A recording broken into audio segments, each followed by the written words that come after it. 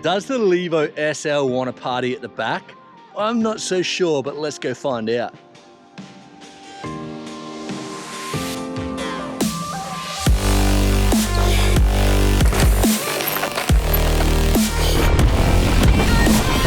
Whoa!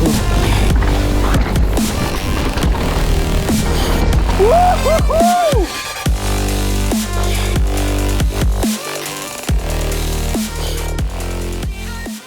Riders, welcome back to Sam's Bikes, where you know we only talk e-bikes, and today we're at my local Pardo and we are going mullet on the Levo SL. So we put a 27.5 on the back. We also lifted the suspension to 160 and we also flipped the chip to the high setting. And what that did is pretty much kept the factory settings. We're sitting around 65-degree head tube angle, and the bottom bracket from the lowest point, so where the bash guard is sitting at around 30 centimeters off the ground. So more or less the factory geometry didn't change. Well, a little bit because we went up to 160, but it slackens it out a little bit, which I like anyway. And I stole the wheels from the Gen 3. So we're running Magic Mary 2.6 front 29 in the trail casing. And then we've got a 27.5 2.5 in the super trail as well. Let's check out how it's gonna go. First downhill on the mullet setup on the Levo. I'm gonna take it a little bit easy because I had a pretty big crash the other day and my elbow's a little sore.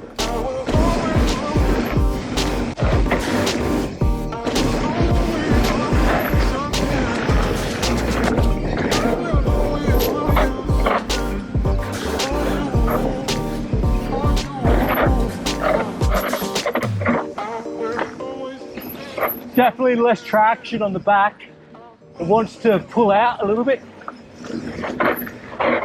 Yeah, definitely what I'm pulling in. It's just not slowing me down as fast. So downhill 2, it's definitely nippier. It definitely moves around a bit easier. No, it's not massive, just a little bit. I'm definitely feeling at that top end, less traction on the back. You know, my gut feeling of this test is with a short chainstay on the 29er, with 437 on the Levo SL. You know, I don't really think the mullet is necessary, but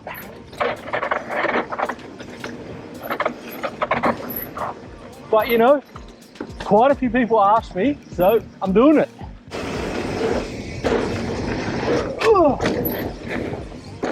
All right, so that's downhill 3. So this is like the roller coaster, well, they call it the tuberia.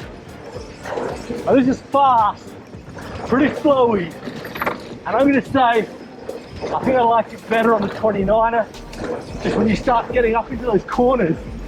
But you would expect that.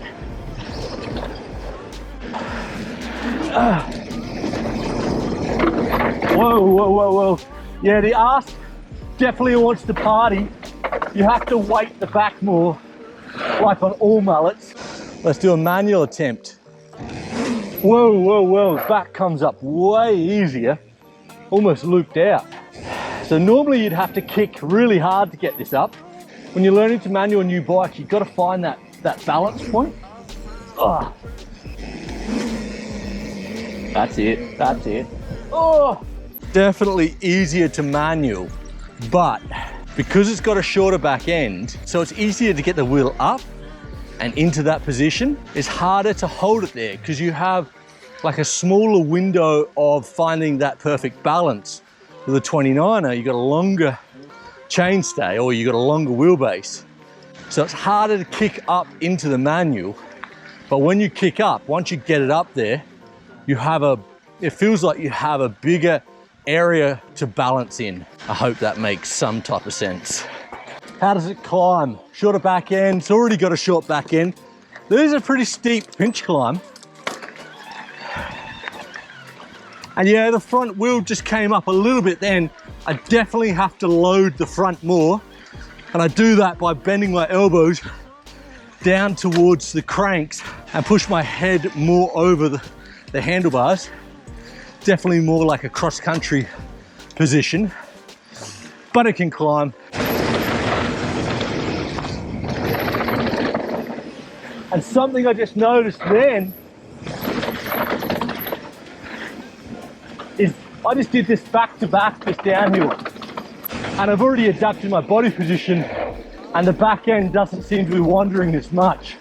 So as much as these are, you know, reasonably big changes we've done, putting a 27.5 on the back, you really want to, when you're testing stuff, you really want to get out straight away and really record your feelings, because, you know, we're pretty smart humans, you know, like we adapt really quickly. And after like, you know, 2 hours or an hour and a half on the bike, it just feels normal.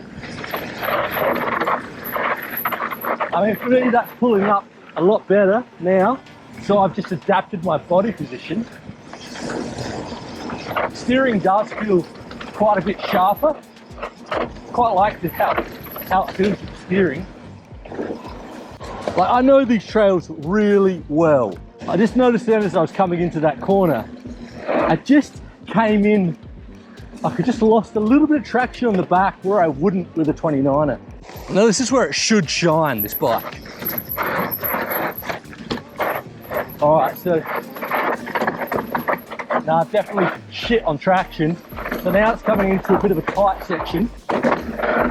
Yeah, definitely better there. I can push through it easier. Yeah, better in the tight stuff, as to be expected.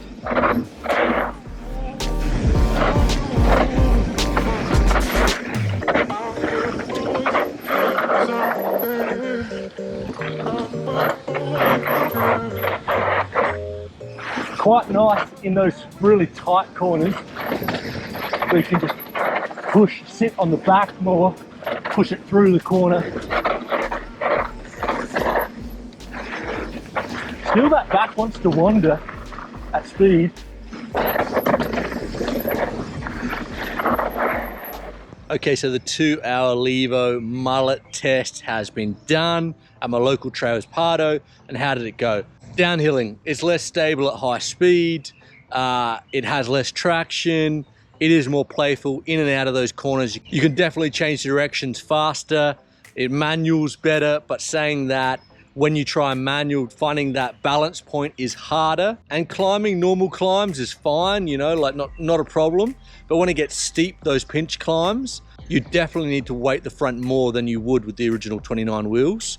And just doing like the trail riding stuff, I didn't notice a huge amount of difference. And with the jumping, not so much either. So my verdict would be, if you're someone that likes trying things, then give it a go if you have a spare wheel or you can borrow a wheel from someone.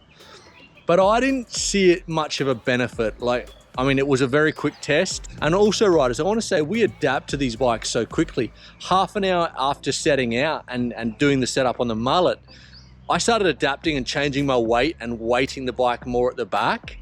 And it felt pretty similar. I mean, these are big changes, but what I'm saying is we adapt to these changes quite quickly. And what is my verdict? Is it a yay or a nay? I'm gonna say it's a nay. I think I want the traction of the 29 wheels. I think they nailed the geometry on the Levo SL already. I really don't think you need a 27 on the back. It just gives you less traction, and it's already a playful, really fun bike already. So that's my verdict. And riders, let me know what other crazy tests you want me to do. And also if you like this quicker sort of format, POV style. And you know it, if you haven't subscribed, subscribe, share it with like-minded people. It really does mean a lot. And riders, stay safe out there, and I'm gonna see you next week.